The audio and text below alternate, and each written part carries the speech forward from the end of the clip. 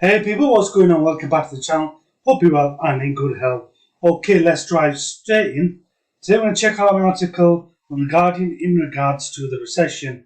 Many of you know that there's been an impending doom that's always been forecast in the last year or two, basically around recession.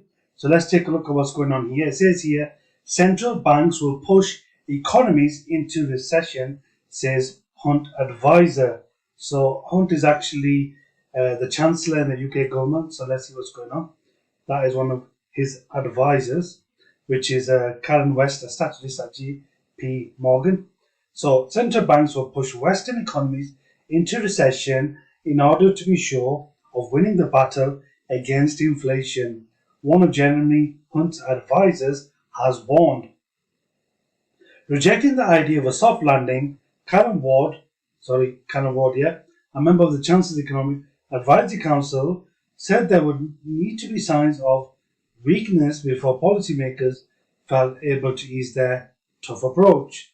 The likelihood of recession, I think, is still high, Ward told Bloomberg TV. Not West, Ward. That's what's going to get rid of inflation. Ward is a strategist at JP Morgan Asset Management, but is also one of the economic experts who calls upon for independent advice. While the US, Eurozone and UK economies all performed more strongly than anticipated in the first half of 2023, Ward said the good news was unlikely to continue.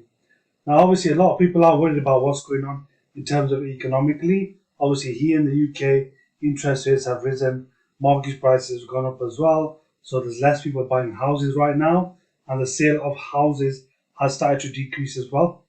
So the message from last weekend's gathering of central bankers in Jackson Hole, Wyoming, was that borrowing costs will need to be higher for longer than financial markets were anticipating, Ward told Bloomberg. Now, her remarks came as the latest data from Germany showed annual wage growth running at 6.6% in the second quarter of 2023. Now, that has gone up by 5.6% in the first quarter and of the highest basically since the previous global recession back in 2008.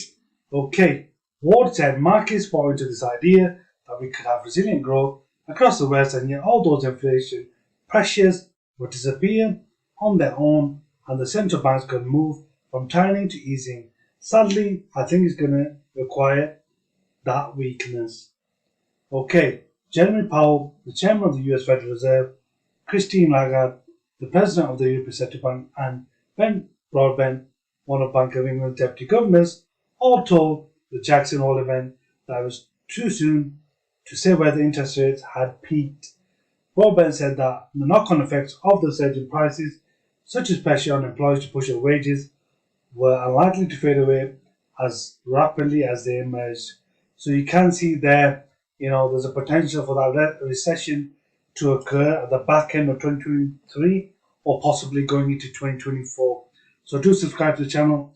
Do, click like and comment below. Let us know what you think. Keep up to date with what's going on.